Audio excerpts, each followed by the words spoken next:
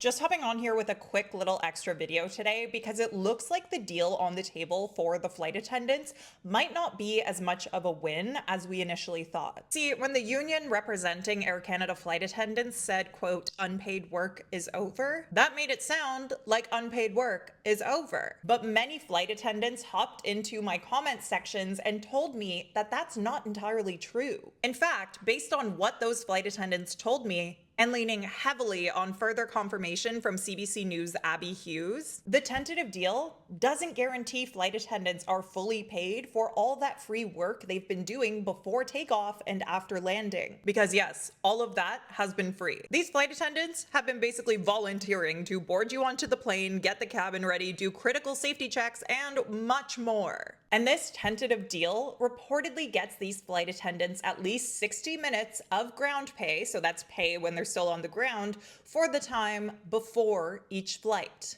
But that pay is only at a rate of 50% what the flight attendant makes hourly. What? And that rate will only increase by 5% per year.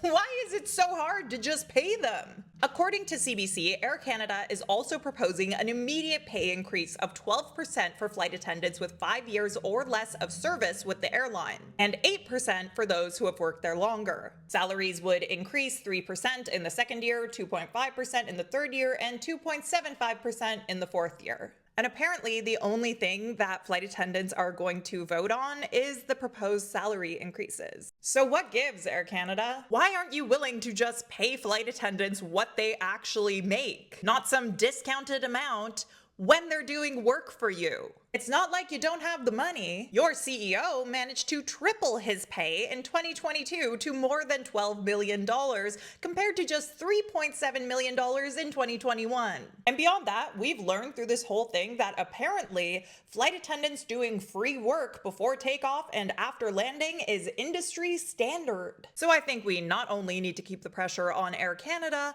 but start expanding this conversation past that one airline. What do you think of all this?